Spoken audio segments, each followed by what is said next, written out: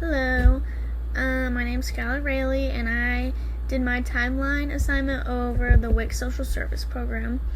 I chose this program because I remember when I was younger, my sister had a kid, and she actually used the WIC program to get some of her benefits for herself and her children. So I thought it was cool to just dive into it and learn more what it was about. So WIC stands for Special Supplemental Nutrition Program for Women and Children. According to the USDA Food and Nutrition Services website, WIC's main goal or their mission is to provide nutritional foods, health care, and nutrition education to low-income, pregnant, breastfeeding, and non-breastfeeding postpartum women, and to infants and children up to the age of 5. Common locations are in schools, community centers, and hospitals. So down here I have a picture of the logo. The WIC logo has like a lot of different designs and things, but I like the one in the green because it's the mother and the child, and then on the right I thought I should include an Indiana logo because that is where we're from. The first date that I chose was April 10th, 1967. It's not actually the first date on my timeline, but I did think that it was the most important date that actually started a movement, like a big leap towards the WIC service program. In this year, U.S. Senator Robert F. Kennedy, along with others, were led on a tour of the Mississippi Delta by Marion Wright. They saw firsthand the dehumanizing situations that the African American residents were living in, and Kennedy sent doctors to the city. They came back with reports stating that all the residents were malnourished and starving. In this picture, all the way in the right in the suit is Robert F. Kennedy, and right next to him in the trench coat is Marion Wright.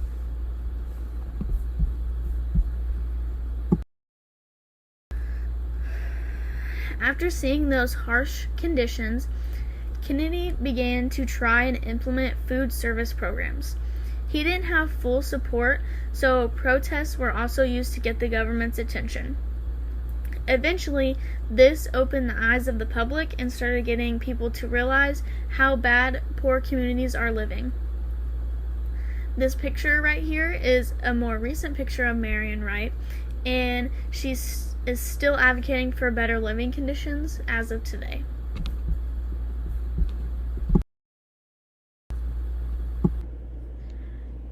The next date that I chose was 1967 to 1970, and it's about iron-fortified infant formula. I chose this date right after the Mississippi Delta date because the Mississippi Delta tour really got people talking and looking into things like poverty and nutrition, and this explains one of those instances. So after realizing the effects of low nutrition of infants and children who are in poverty, David Page, a pediatrician, this is the picture of him on the right, at the age that he was doing the experiments. He decided to research the health benefits of supplementing infant diets. According to the National WIC Association, Page created a small experiment in Baltimore where he would give out food like they give out medicine.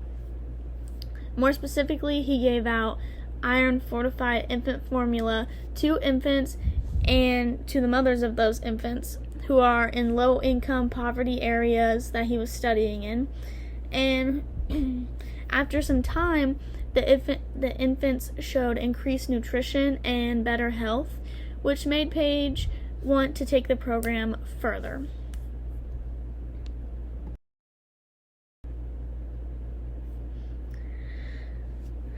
So to take that information further, Page began working with the Maryland Food Committee and local health departments to gain grants for a program. Eventually, after all their efforts, they were rewarded a grant for the iron-fortified infant formula program.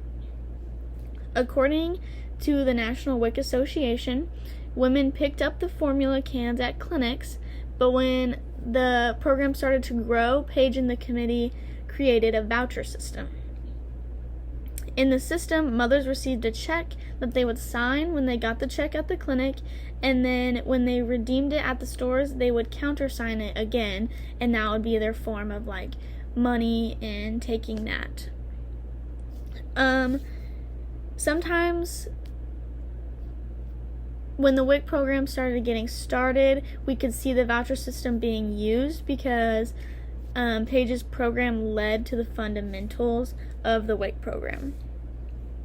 In the picture on the right here, you can see a modern form of the infant formula, but back in Page's time, they were in cans, like the peas and corn come in today for us.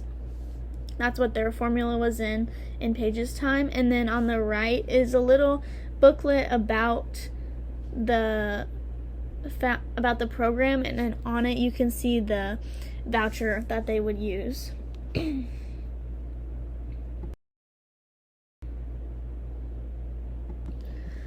The next big accomplishment for the WIC program that I want to talk about was in January of 1974 when the first WIC clinic opened. So according to the National WIC Association, the first WIC clinic was opened in Pineville, Kentucky, and the requirements for the program were that you need to be a pregnant woman, non-breastfeeding woman up to 6 months postpartum, infants, or a child up to 4 years of age. By the end of that year that the clinic was opened, 45 states had implemented WIC programs, and the requirements also expanded to include breastfeeding women and children up to the age of 5.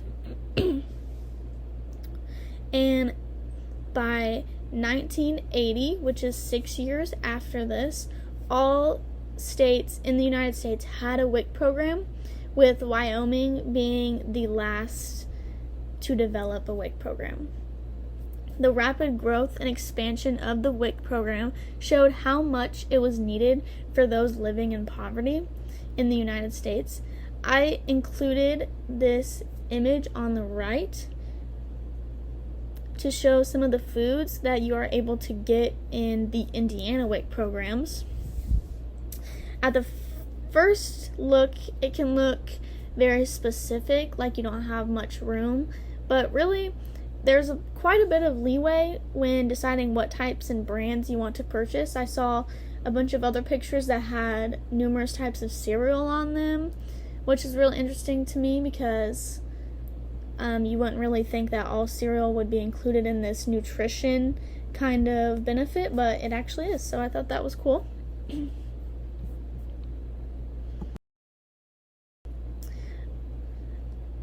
I also wanted to include this slide because it's a picture. According to the Snap to Health website that I was on, it's a picture of a mother and her child signing up to receive benefits for the first time. And I love this image because I can just imagine the better quality of life that these two had after signing up for their benefits. They didn't have to worry about saving money for healthy food, and they just had an overall well-nourished diet after they signed up for the program.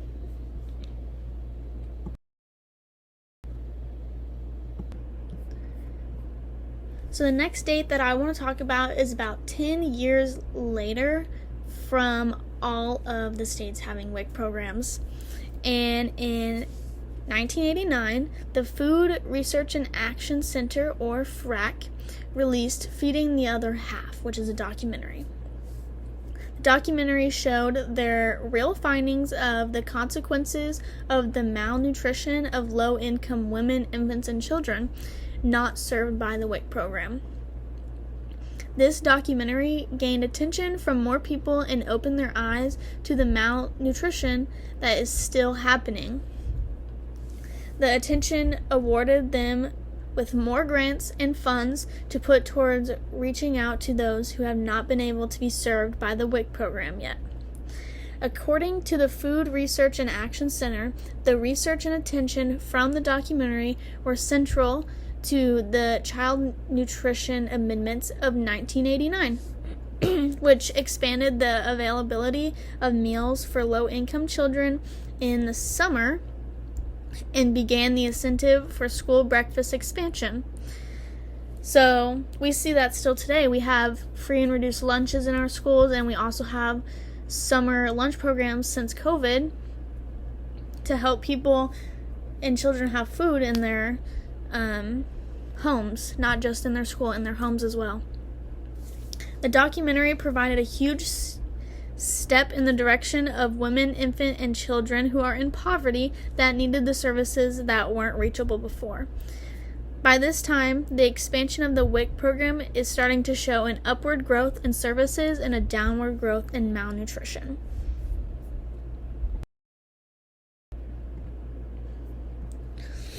The last date I want to talk about moves us into the 2000s. In 2010, the USDA approved of the Hunger-Free Kids Act.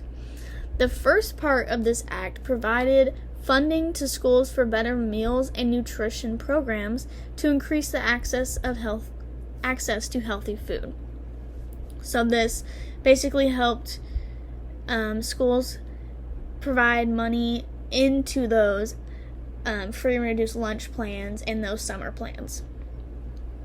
The second part of the act introduces an electronic benefit transfer, or EBT, into all WIC agencies in the United States.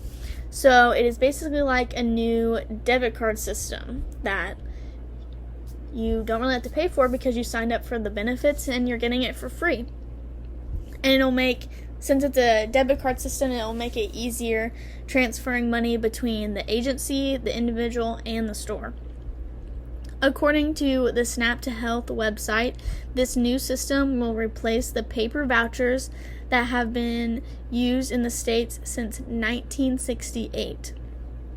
The system will provide women, infants, and children with a fast and easy way to obtain their benefits, which will allow the agencies to give out benefits in a more efficient way and to more individuals, which will cause an overall boost in the program. This picture on the right shows President Obama when he signed the Hunger-Free Kids Act into legislature in 2010.